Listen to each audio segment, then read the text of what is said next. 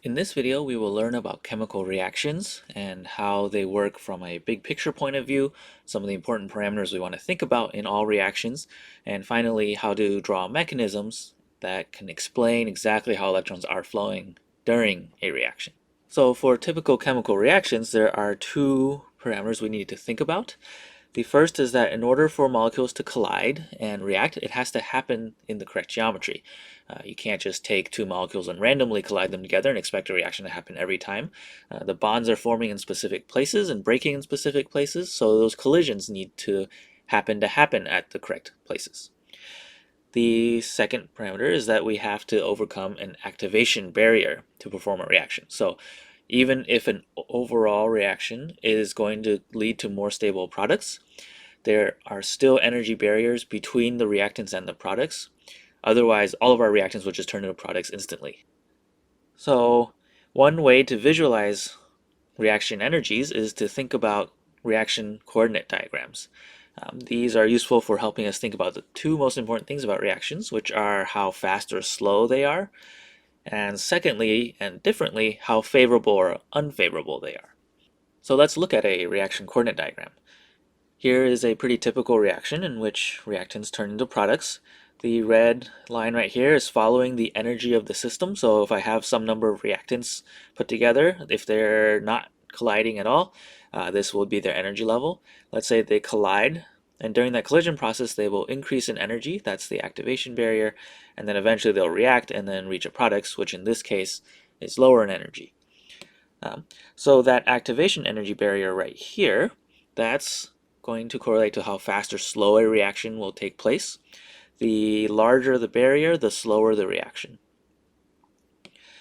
The top of the energy trace right here is the transition state. So as our reactants all collide together and form kind of this intermediate transition state, that is defined as the point of highest energy. Finally, this difference between the reactants and products is our delta G of the reaction. In this case, the products are lower in energy than the reactants, so this is a favorable reaction. And we want to be careful when we think about favorable versus unfavorable. What we're saying is that, yes, the equilibrium would favor the products here. It doesn't mean that reactants don't exist at all, right? And it doesn't mean that if you mix reactants together, they will all turn into products immediately. It just means that this is the more stable state for reactants to be in versus products. Finally, I think an important point to make is that it's easy to think of reactions as always just following a linear path, like there's no other choice here. The reactants have to just do this. In reality, it's much more complicated. People think about reactions as having kind of three-dimensional landscapes, where the idea is that, because of the way that collisions can happen in different geometries, there's vibrational frequencies going on, there's all sorts of different things happening. Really, when we think of this red line right here, what we're thinking of is a single kind of possibility that is taking place somewhere like so. So we're taking a slice of a very large three-dimensional landscape. We're choosing the slice based off of what is the path of least resistance. So if you're thinking about starting in this valley over here and trying to cross over to this valley, this would be reactants valley, here's products valley, you should go through the pass between the two mountains that's the lowest in energy, right? And that's what we pick to draw in a reaction coordinate diagram. An important concept for evaluating chemical reactions and organic reactions specifically is the Hammond postulate. The Hammond postulate states that the structure of a transition state is going to look most similar to whichever side of the reaction it's closest in energy to. The reason this is important is because when studying reactions, it's not experimentally possible to isolate a transition state because it's the highest point in energy. Transition states only exist for very brief periods of time before they turn into either the reactants or the products of the reaction. And so because the reactants and products are what are actually present most of the time, studying those is possible, and from those and the Hammond postulate, then we can infer what the transition state looks like. So there are three different scenarios for the Hammond postulate. The first one here is a typical reaction in which the products are more stable than the reactants. And if that's the case, the transition state will be more similar in energy to the reactants, in which case the structure of whatever's at the transition state will be more similar to the structure of the reactants. So you can think of this as if there's a new bond being made, the structure of the transition state doesn't have as much of a new bond made as there exists in the products.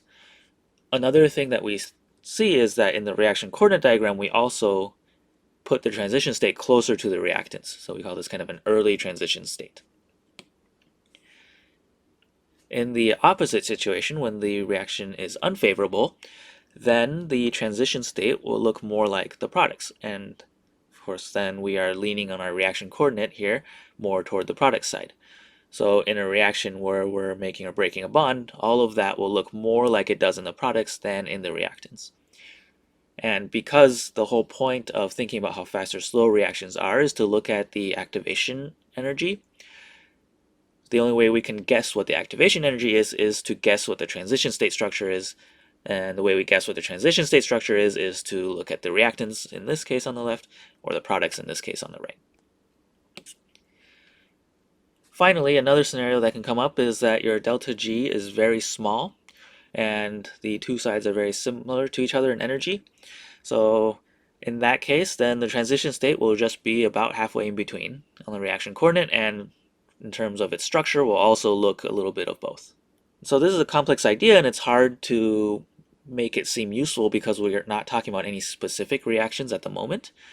But I think the things to take away are that when looking at a chemical reaction, again, we're thinking about how fast or slow it is and how favorable or unfavorable it is. Then what we're wanting to think about is we have to think about the relative stability, the inherent stability of the reactants and products. And then secondly, in order to think about how things affect fast or slow, then we are thinking about the transition state. Again, this idea will be more useful and make more sense as we look at actual reactions. For now, we'll continue on the big picture view of organic reactions, and we'll think about some of the different effects that can change how our reaction coordinate diagram looks. So the first type of effect we'll consider is the electronic effect, or really electronic effects.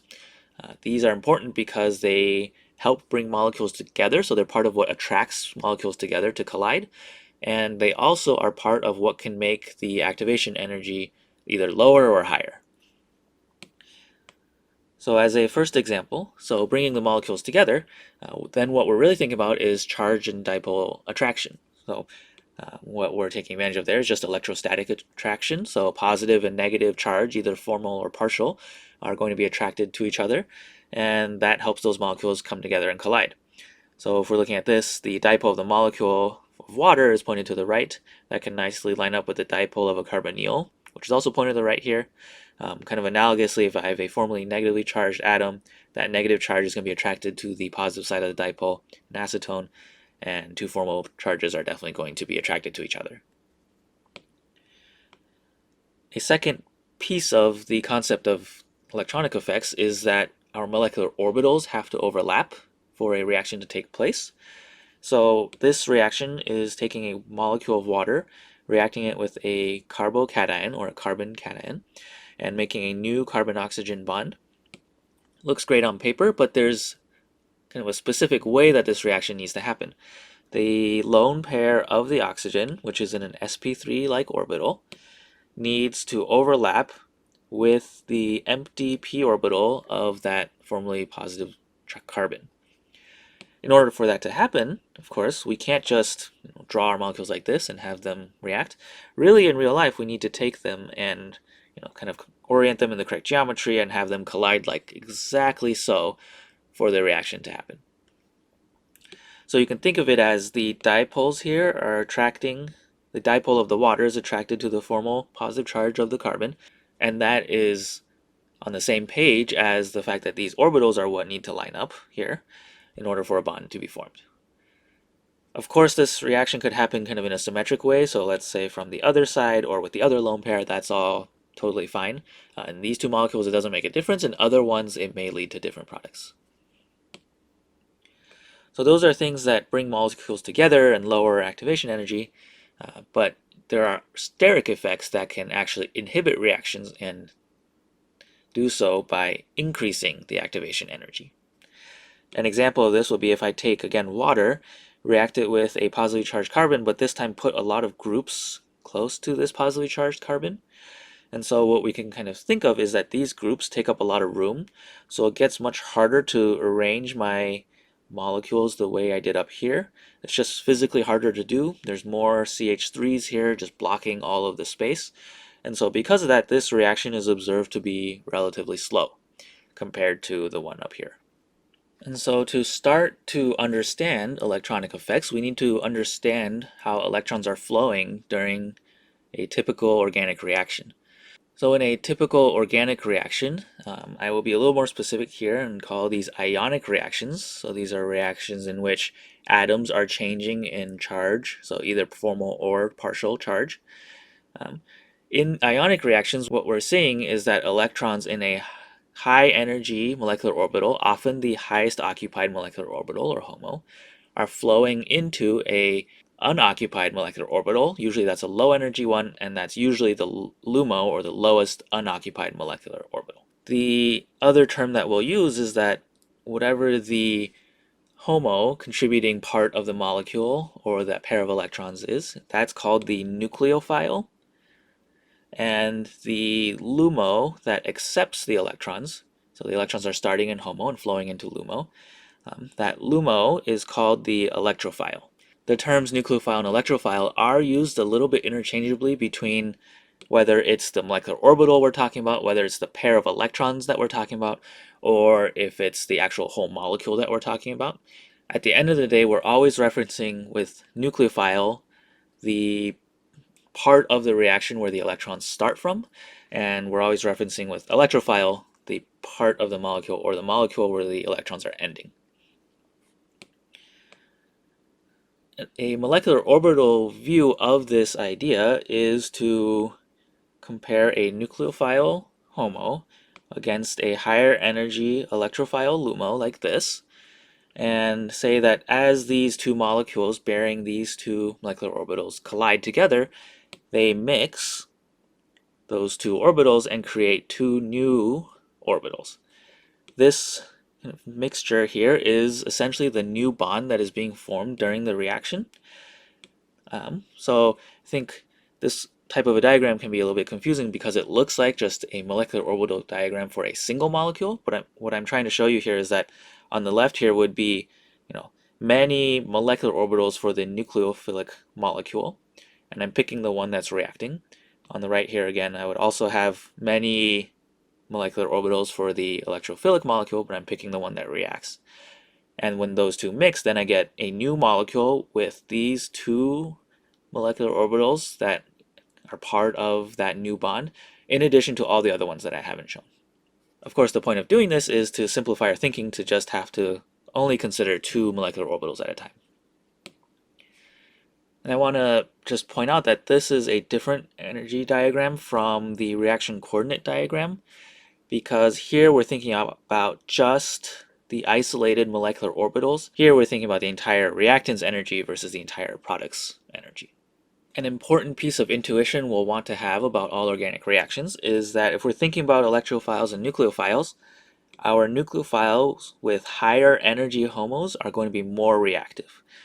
Another way to state that is that molecules with higher energy pairs of electrons, like so, would be more reactive than molecules with lower energy pairs of electrons. The opposite is true for electrophiles, so the lower in energy the LUMO is, the easier it is for us to imagine mixing these two MOs together, and the more reactive that electrophile would be. So an ideal situation is when the nucleophile is a very high energy molecular orbital for that pair of electrons that's reacting, and the LUMO is a low energy for that empty orbital that's reacting. So let's look at the three types of nucleophilic pairs of electrons that we'll encounter in introductory organic. The first type of pair of electrons we'll look at are lone pairs of electrons. These are very commonly nucleophilic, and the trend will be that if these lone pairs are on atoms with more formal or partial negative charge, these lone pairs will be more nucleophilic. And if these lone pairs are on less electronegative atoms, then those lone pairs will be more nucleophilic.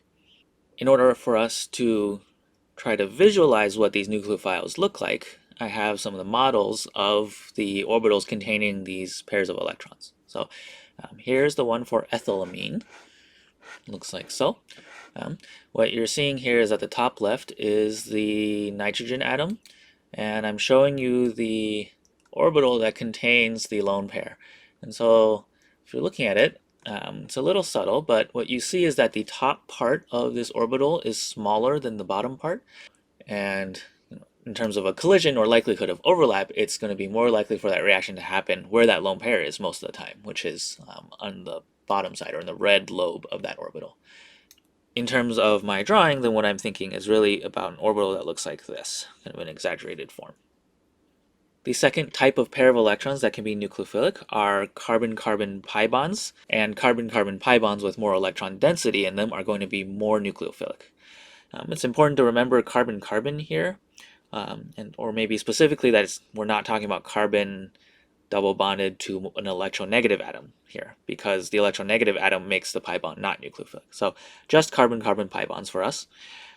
We should expect that contributions like resonance should increase the nucleophilicity of this pi bond, and contributions like resonance or delocalization should decrease the nucleophilicity of pi bonds. So again, I'll pull up an example of a pi bond. So this is the pi bond for tetramethylethylene here. And so what you're seeing is that this pi bond looks like a typical pi bond, but this is what we're imagining in terms of a reaction. There's two faces to this pi bond. They're both equally sized, so they're both equally likely to react here. And in terms of a left-right symmetry, well, the molecule is symmetric left and right, so there's no preference for which way that pi bond might react more, on the carbon side or on the left, or on the carbon side on the right. So no preferences above and below or left and right. So you can imagine that if there was a very large group kind of closer to the red lobe of this pi bond, that would increase the activation energy of that side of the pi bond. So a reaction would be unlikely to happen on that side and much more likely to happen on the blue side where there's more space to do it. So that's a case where the electronics are the same either above or below the pi bond, but the sterics are not. The third type of nucleophile that we'll deal with are sigma bonds. These specifically will be involving atoms that are less electronegative than carbon. So a common type that we'll see is when we have carbon bonded to a metal of some sort, and another common type that we'll see is a boron bonded to hydrogen. So both of these have pairs of electrons that are pretty nucleophilic and reactive. Again, I'll pull up a model here, so I'll pull it up for the butyl lithium molecule on the left. That is this one right here. And so what you're looking at now is the sigma bond between the carbon and the lithium. That's the red part of everything. And you can see how that part is the biggest part of that molecular orbital. So we're imagining the pair of electrons that's between the carbon and lithium as being the piece that reacts. And so same idea again, you kind of have a cylindrical geometry, so the reaction could happen from any direction around this cylinder, pending whatever other steric effects are in the molecule. So that was nucleophiles, our high energies pairs of electrons. Now let's think about electrophiles, or our low energy empty orbitals. Again, we'll look at three different types. The first type is you can just have empty atomic orbitals. So for example, here I have an empty carbon 2p orbital. That's where this formal charge is thought to be sitting. And actually an important example is for just protons. So whenever we're doing an acid-base reaction and we have H+, really what we have is an electrophile. The H+ is the first electrophile you ever learn about. And the electrophilic orbital is just the H1s atomic orbital. On paper, what these then look like is kind of like that for the carbon 2p orbital and like so for the proton. I do have a model for the carbon 2p orbital just to have a see what it looks like. And as you expect for a p orbital, it has that geometry. So again, this trigonal-planar carbon has positive charge kind of both above and below it, and so a reaction could happen either above or below here. A second electrophile that's very important is when we have sigma bonds that are between a carbon atom and an electronegative atom. The sigma bond itself is not the electrophile, but rather the antibonding orbital associated with the sigma bond is the electrophile. So we're thinking here about electronegative Z or polarizable Z. So a classic example is when you have kind of a carbon-bromine bond. That is a great electrophile at the carbon. So what we're thinking about there is the antibonding orbital that looks like so for the carbon-bromine bond. This is a helpful one to see, so let me pull that up.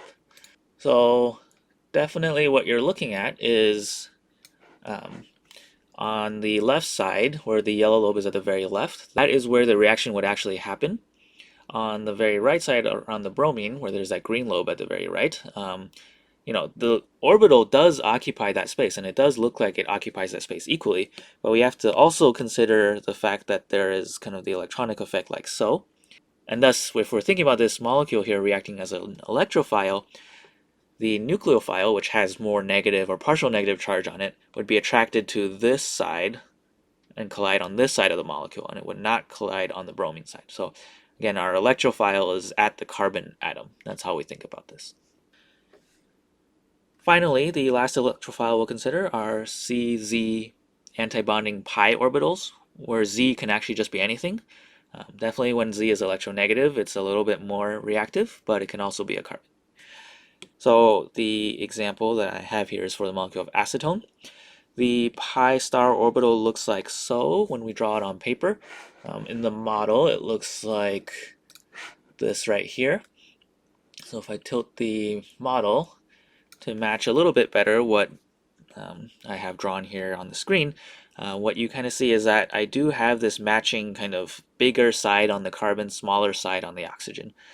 So just in terms of orbital overlap, it makes more sense to think about the carbon atom being the electrophilic atom in this double bond. And also based on the bond dipole that goes this way, it makes more sense to think about the carbon atom being the electrophilic atom.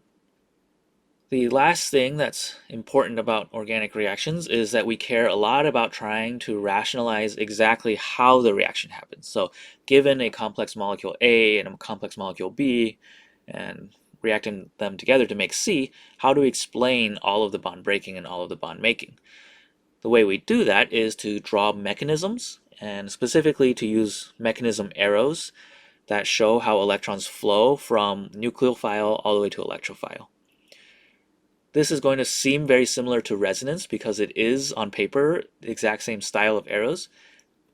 The thing we have to be careful about is that in resonance, we're not supposed to think about electrons actually moving or changing locations, whereas in reactions and mechanisms, we do think about electrons changing their relative locations in the molecule.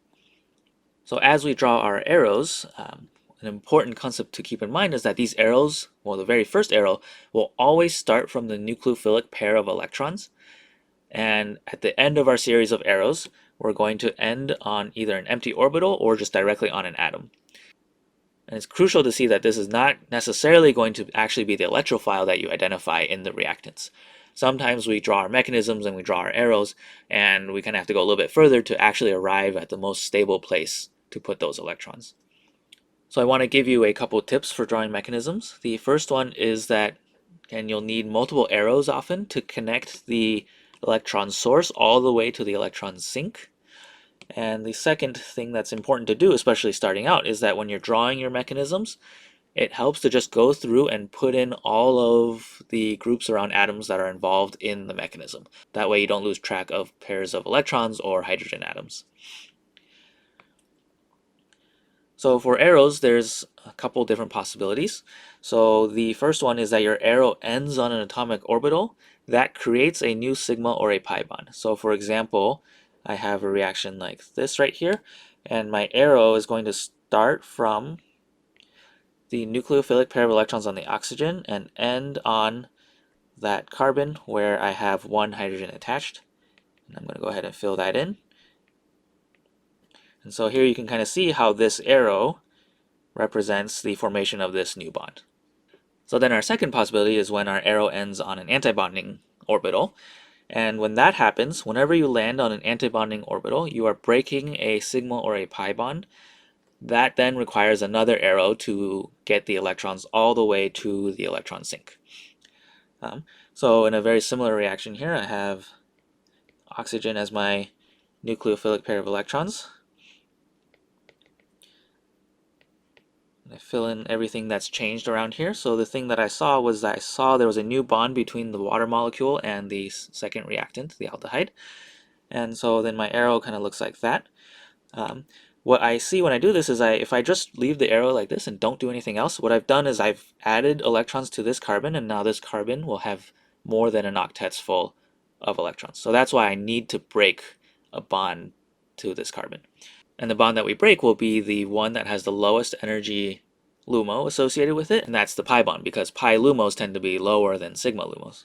So then what we're breaking is really taking that pair of electrons and putting it here under the oxygen. So I should go through and put in lone pairs so I can do my counting correctly. And there we go. So those two arrows helped us to see the formation of this pi bond and breaking of this pi bond here. And so this is a good example of the fact that we view the nucleophile as this pair of electrons on oxygen. That's fine. That's our electron source. But we view the pi bond here as the electrophile and the oxygen atom as our electron sink. So very slightly distinct ideas. Either way, what we're seeing is that we have a place for those electrons to go. The initial attraction to a pi antibonding orbital and the final location on an electronegative atom. So that was a pretty broad overview of organic reactions. We looked at various features that are seen in the reaction coordinate diagrams. We talked about what to consider when evaluating a chemical reaction in terms of how fast or how favorable it is. Then we looked at the electronic side of things. So we looked at nucleophiles and electrophiles, and then finally how to draw mechanisms to relate the electron flow starting from a nucleophile to an ending at an electrophile.